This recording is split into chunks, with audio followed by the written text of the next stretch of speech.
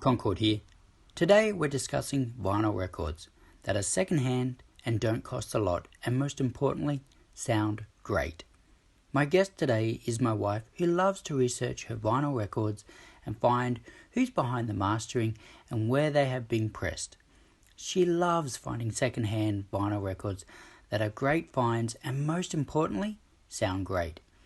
She's going to share 3 albums with us today that might be worth considering for your collection. So if you're joining us today and you can only listen via audio, I will be uploading this to Apple iTunes podcast. So if you're traveling to work or just need some company with whatever you're doing, thanks for joining us and let us begin. So Kate, thank you for joining me. Your first time on the show. I'm interested to see what kind of music you brought today. I'm eager. They're secondhand. They don't cost a lot. Let's get into it. Okay. The first album is Queen, The Works. Oh, and great album. Yeah, it's one of my favourites. It's got some great songs on it. It was released in 1984. It was Queen's 11th studio album, and it's an Australian and New Zealand pressing. It's got Maxicut in the dead wax, also has it written in fine print on the back cover of the album. For those who haven't heard of Maxicut, it was basically a process that was developed by EMI Australia and allowed lacquers to be cut at a significantly higher level. And I was lucky enough to find near mint copy for $40. Actually, I shouldn't say lucky enough. I think they're fairly common and easy to come by. Well, it's a bit of a hidden gem because when you told me about this, I put it on and I'm going to rewind a little bit because we have other Queen albums and have Queen CDs, and I actually always thought, wow, I love the band. I absolutely love Queen. I'd listen to them, and I always thought the recordings, they just didn't sound great. Yeah. Even when I got the CD, I was like, And the only one that really impressed me was Greatest Hits 1 and 2, and it was released on DVD. Yep. Queen at the time, because DVD is just a storage medium, but at the time, they remastered the music in 5.1, DTS 5.1, and it was in 9624. So it was a high bit rate, 96 kilohertz by 24 bit, and it sounded amazing. If you do not have this DVD and you're a huge Queen fan, worth a look because it does sound great. And where I'm going with this was, even though it was in 5.1, it set a precedent. I was like, wow, why can't Queen's music sound like that in stereo? And then when you got this Works one and told me about it, I was doubtful. Yep. I put it on and I was blown away. I went, that's how I want to listen to Queen. That sounds fantastic. Yeah. Especially, Radio GaGa sounds incredibly dynamic. Fantastic. You know what, I'm going to go, this is going to probably make people a little unhappy. I actually prefer this Maxicut over the Abbey Road half-speed mastering vinyl record. Yep. I'd actually have to say the Maxicut, and it's half the price. Yes.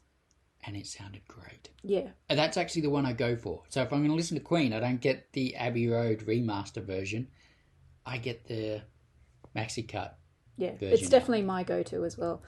I mean, it definitely does the songs far more justice, especially, as I mentioned, Radio GaGa, It's a Hard Life, I Want to Break Free, and Hammer to Fall all sound amazing. So it's definitely a fantastic one if you can find it.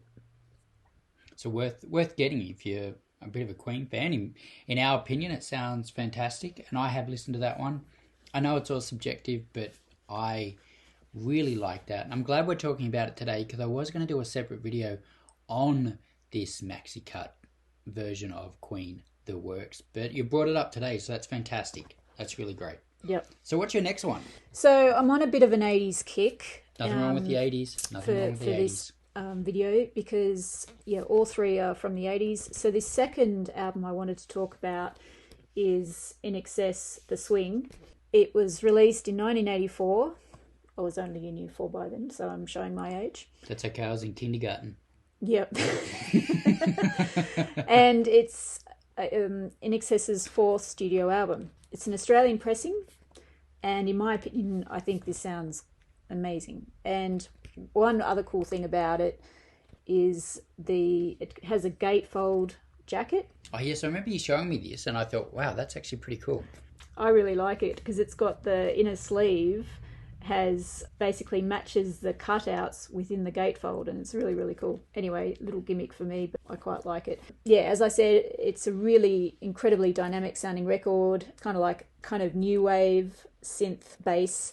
And highlights for me include Original Sin, I Send a Message, Dancing on the Jetty, The Swing. I love the drums on that one. Love Is What I Say. And my absolute favourite is Burn For You, which sounds incredibly dynamic. It's almost a 3D sound quality to it. So it's got quite a wide sound stage to it. Yeah. You know, I'm not surprised that you say that it's quite dynamic, because I remember them as a band being quite dynamic, and most importantly, I actually found their music, why I didn't have any of their CDs or anything. If a friend had INXS on, I found the quality of their music, it was mastered or recorded to a high level.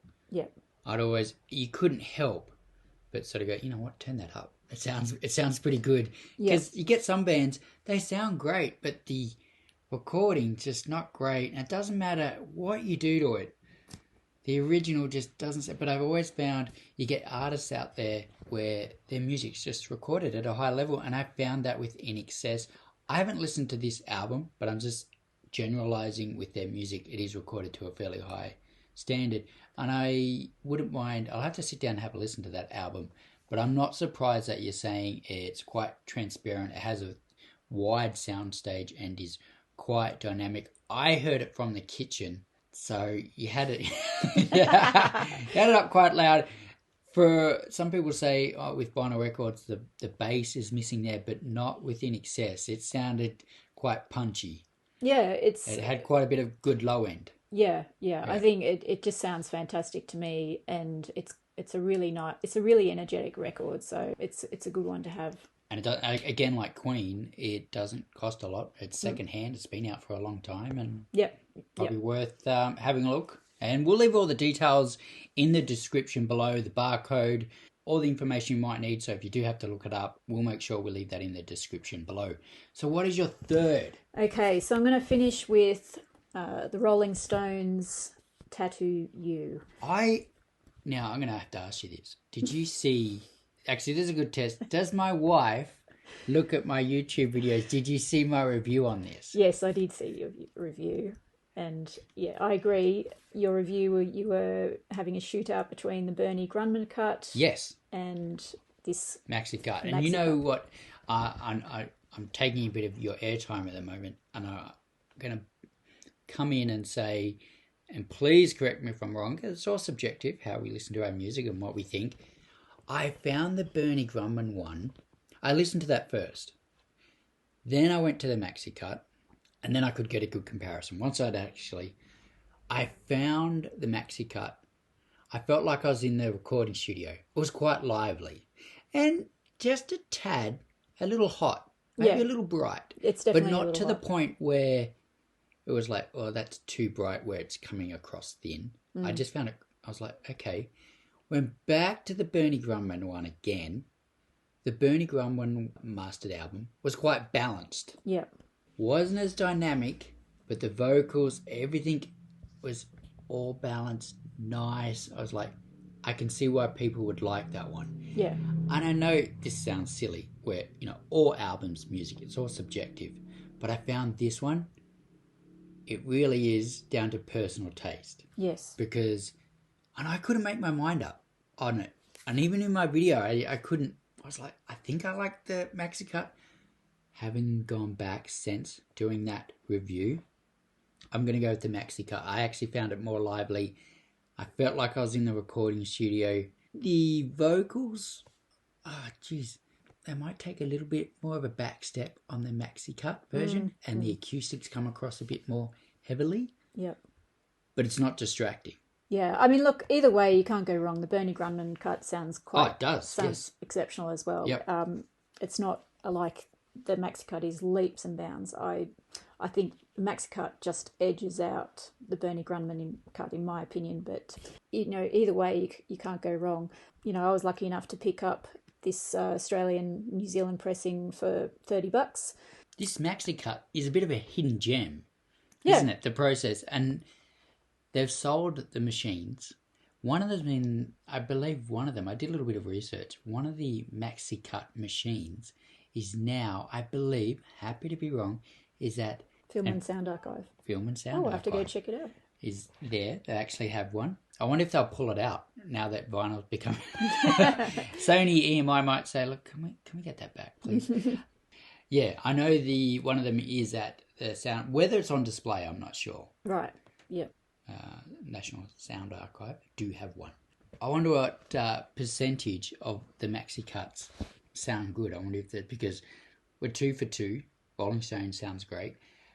Queen Maxicut sounds, I think it sounds phenomenal. I think it sounds great. Yep.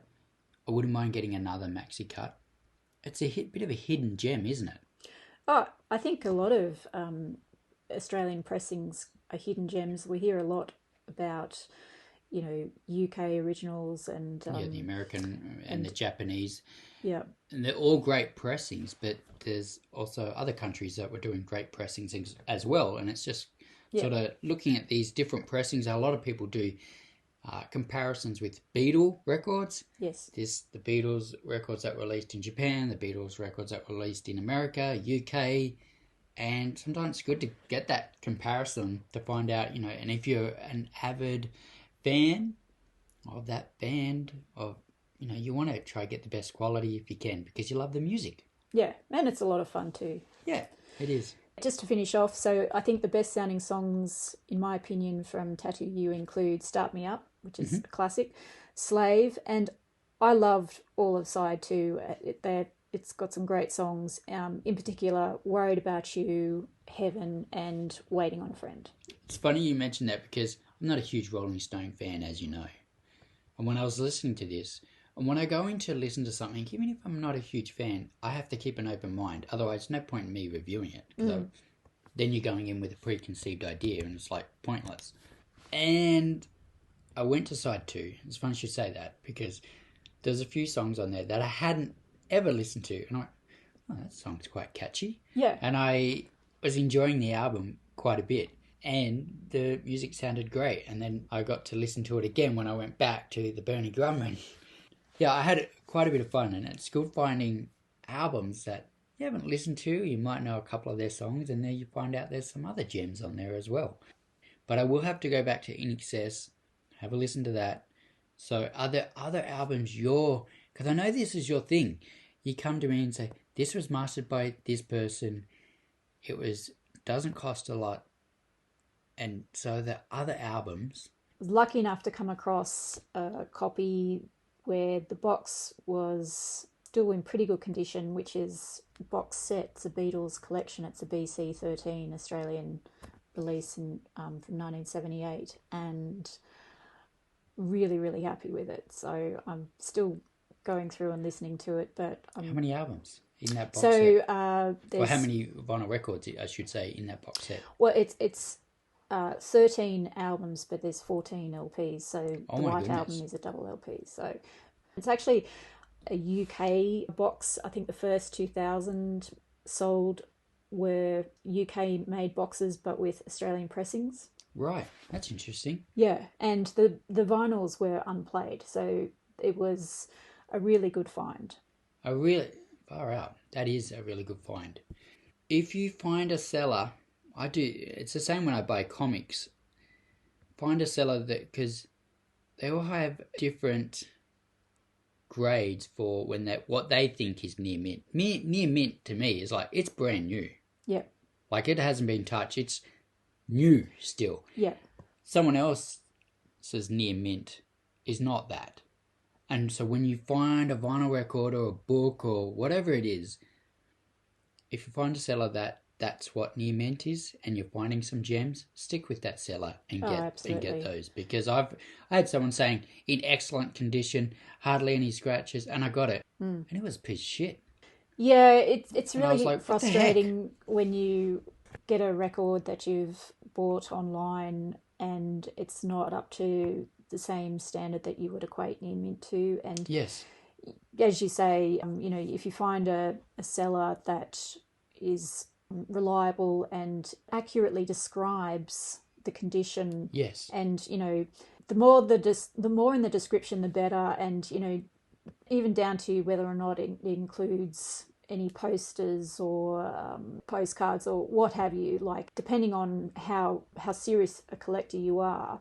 Sometimes I don't mind getting a very good plus cover if the vinyl's in Yeah, I'm the great same. near I've mint done that. condition, but near mint should be where the record plays through with near perfect.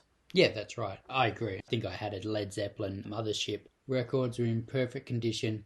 The box had a scratch or was dinted on Yep. the edge. That's fine with me. As long as the records are in good condition, they were perfect, brand new, never played. And yeah. All right, well, on that note, I'd love to have you on again to find out some more secondhand vinyls that sound great. We have a lot of vinyl records that are taking up the lounge room. Yeah. But More there's a lot shelving, there. perhaps. More shelving. Oh my goodness. So we'll have to get you back on to talk more secondhand vinyl records and what are some good finds and most importantly, sound really good. Anyway, that's it from us. If you're going to leave a comment, please leave it constructive. We're all here to enjoy our music and movies and our hi-fi. So please leave the comments friendly. And I want to thank my wife, Kate, for coming on the show. Thank you for coming. Thanks for having me. Thank you. See you next time.